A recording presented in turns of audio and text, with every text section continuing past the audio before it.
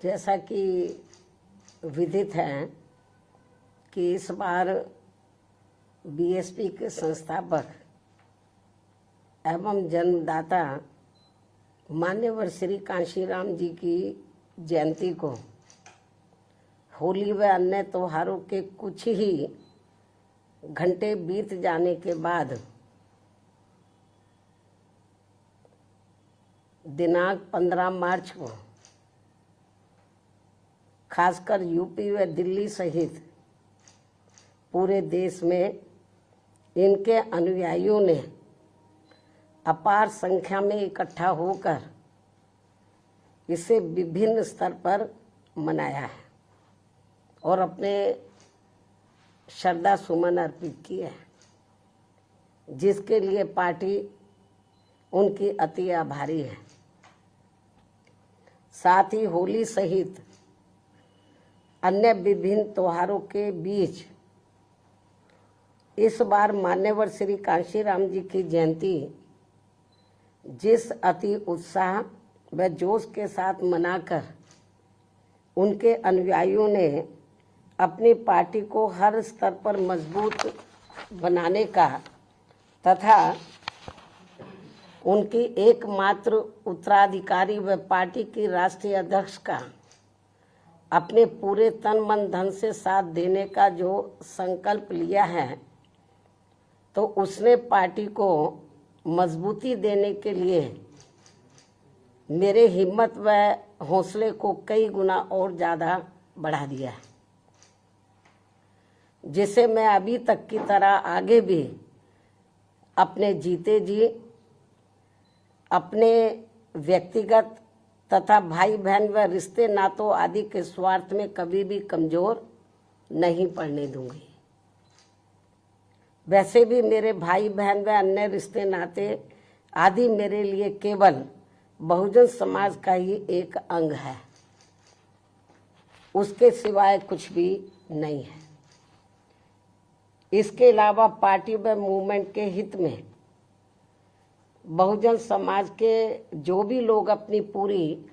ईमानदारी व निष्ठा से कार्य करते हैं, तो उन्हें पार्टी में जरूर आगे बढ़ने का मौका दिया जाएगा और इस मामले में मेरे रिश्ते नाते आदि भी आड़े नहीं आएंगे।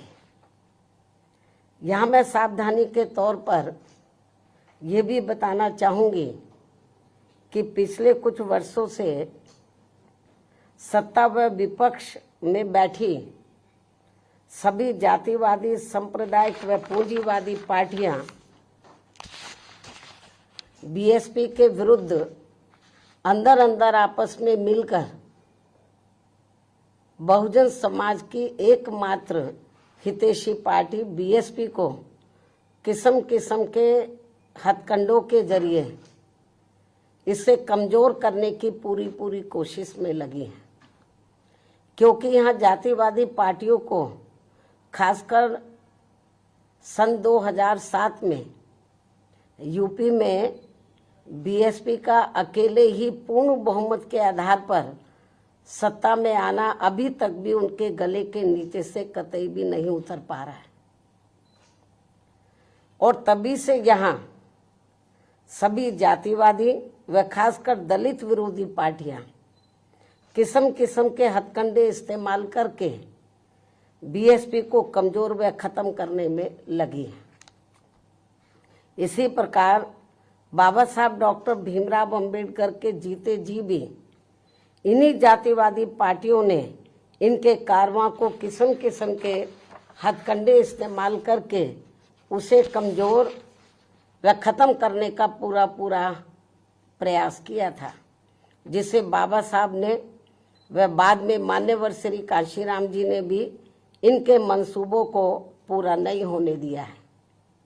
और अब मैं भी अपने बहुजन समाज के बलबूते पर इनके इस मंसूबे को किसी भी कीमत पर पूरा नहीं होने दूंगी। ये मेरा पार्टी के लोगों को वायदा है, जिसके लिए मुझे अपने बहुजन समाज का हर स्तर पर साथ मिलना भी बहुत ज़रूरी है। और अच्छी बात यह है कि बहुजन समाज पूरे तन मन धन के साथ अब मेरे साथ खड़ा है। अभी भी खड़ा है। इतना ही नहीं बल्कि दलित व अन्य उपेक्षित वर्गों के लोगों को ये मालूम है कि ये लोग यूपी में बीएसपी की पूर्ण बहुमत की सरकार बनने से पहले यहाँ जातिवादी उच्च वर्गों के लोगों के सामने, यानी कि जो बहुजन समाज के लोग हैं, खास तौर से दलित वर्ग के लोग, यहाँ जातिवादी उच्च वर्गों के लोगों के सामने ना तो चारपाई पर बैठ सकते थे और ना ही उनके बराबर की कुर्सी पर भी बैठने की हिम्मत जुटा सकते थे। लेकिन सन 2007 में बीएसपी की अकेले पूर्ण बहुमत की सरकार बनने के बाद से ये सब अब काफी कुछ बदल गया है। अब ये लोग उनके बराबर में चारपाई व कुर्सी आदि पर भी पूरे सम्मान के साथ बैठ सकते हैं। ये जो बहुजन समाज के लोग हैं, यही है वास्तव में यहाँ सही सामाजिक परिवर्तन। यही है वास्तव में यहाँ सही सामाजिक परिवर्तन, जिसे मेरे नेतृत्व में बनी बीएसपी की सरकार ने लाया है। लोग सामाजिक परिवर्तन की बहुत बात करते हैं, लेकिन उसको धरातल पे कभी उतारते नहीं हैं। लेकिन मेरे नेतृत्व में सन 2007 में जब अकेले पूर्ण बहुमत की सरकार बनी, तो इसे मैंने धरातल पे उतारा है, जिससे यहाँ यूपी में हमारे संतों, गुरुओं व महापुरुषों का काफी हद तक सपना साकार हुआ है, जिसकी वास्तव में पूरी देन मान्यवर श्री कांशीराम जी की है। और ये सब यहाँ समाज में परिवर्तन लाने के मामले में इतिहास के पन्नों में जरूर लिखा जाएगा। इसके साथ ही बीएसपी की सरकार ने ही यहाँ यूपी में इन वर्गों के लोगों को, यानी कि बहुजन समाज के लोगों को काफी हद तक अपने पैरों पर खड़ा किया है। अपने संतों, गुरुओं व महापुरुषों को भी विभिन्न स्तर पर पूरा आदर सम्मान दिया गया है, जिसे लोग कभी भी नहीं भुला पाएंगे। लेकिन ये सब यहाँ सभी जातिवादी पार्टियों के गले के नीचे से अभी तक भी नहीं उतर पा रहा है। इसलिए अब वे इन वर्गों में से स्वार्थी किस्म के लोगों को आगे करके उनके जरिए विभिन्न नाम पर अनेकों छोटे छोटे संगठन व पार्टियां आदि बनवा के बीएसपी की इस ताकत को बांटकर इसे कमजोर करने में लगे, जिनसे बहुजन समाज के लोग जरूर सचेत रहे।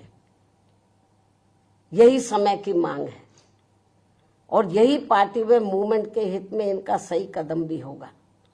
यदि हमारे लोग सचेत रहते हैं। इसके अलावा यहाँ मैं ये भी कहना चाहूंगी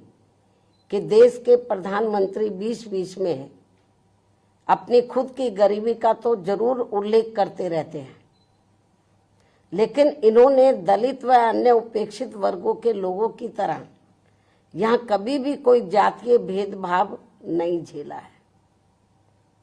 जो ये सब